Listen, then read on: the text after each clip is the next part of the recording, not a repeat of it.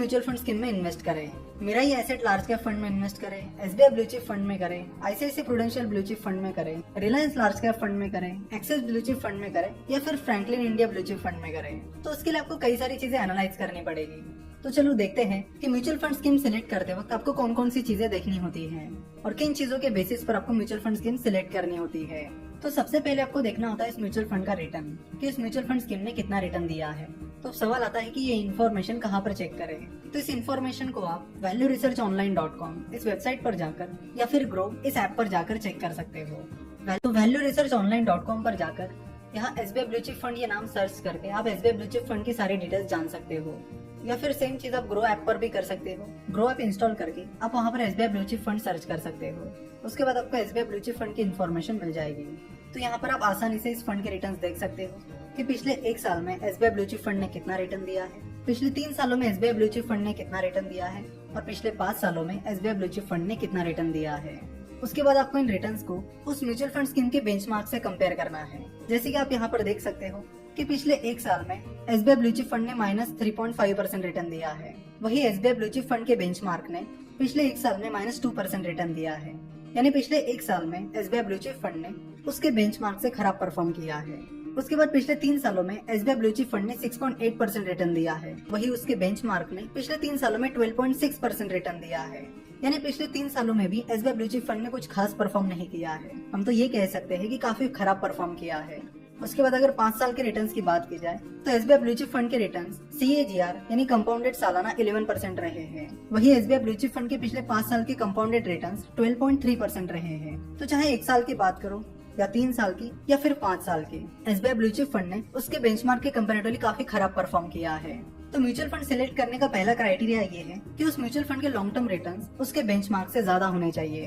देखो, mutual fund और stock market में इन्वेस्ट करते वक्त आपको शॉर्ट टर्म रिटर्न्स पर ध्यान नहीं देना होता, क्योंकि शॉर्ट टर्म में बहुत ज्यादा वोलेटिलिटी होती है, बहुत ज्यादा फ्लक्चुएशंस होते हैं, इसलिए शॉर्ट टर्म पर ध्यान नहीं दिया जाता। आपका फोकस लॉन्ग टर्म रिटर्न्स पर होना चाहिए। इसलिए अगर हम 3 साल और 5 साल के रिटर्न्स की बात करें तो एसबीआई ब्लू चिप फंड के 3 साल और 5 साल के रिटर्न्स उसके बेंचमार्क से काफी कम है, जिससे ये पता चलता है कि इस फंड को अच्छे से मैनेज नहीं किया गया। तो म्यूचुअल फंड सिलेक्ट करते वक्त आपका पहला क्राइटेरिया यही होना चाहिए कि उस म्यूचुअल फंड के रिटर्न्स उसके बेंचमार्क से ज्यादा होने चाहिए। क्योंकि ये जो म्यूचुअल फंड है ये एक एक्टिव म्यूचुअल फंड स्कीम है जो आपसे आपका फंड मैनेज करने के बदले में अच्छी खासी मैनेजमेंट फी ले रही है, जो कि आपके एक्सपेंस रेशो में दिखाई देती है। अगर एसबीआई ब्लू चिप फंड के एक्सपेंस रेशो की बात की जाए तो एसबीआई ब्लू चिप फंड के डायरेक्ट प्लान का एक्सपेंस रेशो 1.10% है। यानी आपके जितने भी टोटल इन्वेस्टमेंट रहेगी उसका सालाना 1.10% एसबीआई ब्लू चिप फंड आपसे चार्ज करेगा। तो जैसे कि हमें पता है कि पैसिव फंड्स जैसे कि इंडेक्स फंड बहुत ही कम एक्सपेंस रेशो चार्ज करते हैं, वही एसबीआई ब्लू चिप फंड जैसे एक्टिव फंड्स आपका फंड मैनेज करने के बदले में पैसिव फंड के मुकाबले काफी ज्यादा एक्सपेंस रेशो चार्ज करते हैं। तो अगर ज्यादा एक्सपेंस रेशो चार्ज करने के बावजूद भी वो म्यूचुअल फंड स्कीम अगर आपको अच्छे रिटर्न्स नहीं दे पा रही है या सिंपली बेंचमार्क के रिटर्न से भी आपको ज्यादा रिटर्न्स नहीं दे पा रही है, तो फिर वो ज्यादा एक्सपेंस रेशो पे करने का सेंस नहीं बनता। और इसलिए ये बहुत ज्यादा इंपॉर्टेंट है कि अगर कोई एक्टिव म्यूचुअल फंड स्कीम है तो उसके रिटर्न्स उसके बेंचमार्क से ज्यादा होने चाहिए, तो ही उसमें इन्वेस्ट करने का सेंस बनता है। तो अगर आप बाकी large cap mutual fund scheme की बात करोगे तो एक्सिस ब्लू चिप फंड के अलावा किसी भी म्यूचुअल फंड ने उसके बेंचमार्क से ज्यादा रिटर्न नहीं दिए हैं।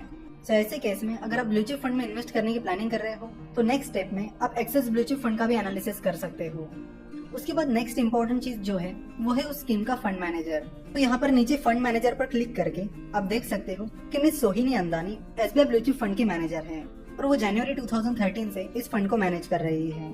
अगर आप यहाँ पर व्यू प्रोफाइल पर क्लिक करते हो तो यहाँ पर आपको उनकी प्रोफाइल मिल जाएगी कि उनका एजुकेशन क्या रहा है, उनका एक्सपीरियंस क्या रहा है और एसबीआई ब्लू चिप फंड के अलावा वो और कौन से म्यूचुअल फंड स्कीम मैनेज कर रही है।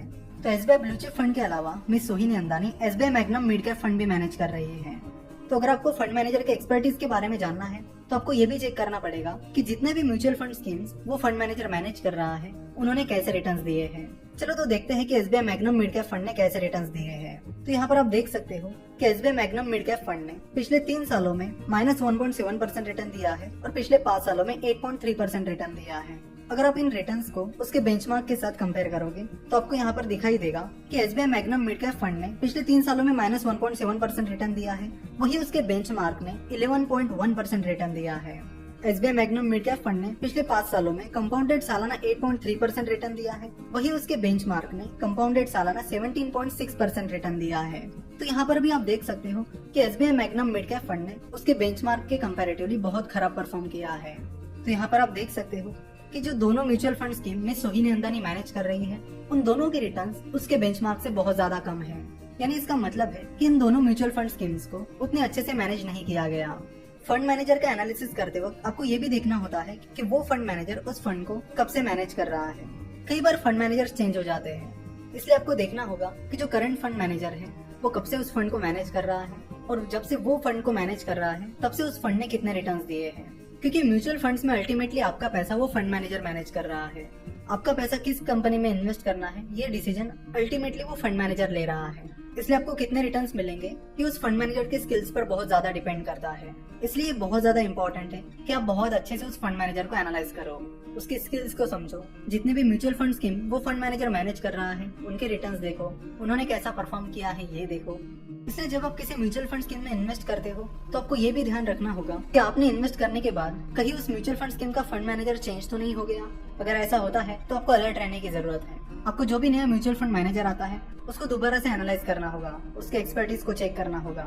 अगर आपको लगता है कि उस नए म्यूचुअल फंड मैनेजर की एक्सपर्टीज अच्छी है, उनके पास अच्छा खासा नॉलेज और स्किल्स है, तो ही आप उस म्यूचुअल फंड स्कीम में बने रहिए। अदरवाइज आप उस म्यूचुअल फंड स्कीम से एग्जिट ले सकते हो। तो पहली चीज थी उस म्यूचुअल फंड स्कीम के रिटर्न्स को उसके बेंचमार्क के साथ कंपेयर करना। दूसरी चीज थी उस म्यूचुअल फंड स्कीम के फंड मैनेजर की एक्सपर्टीज चेक करना।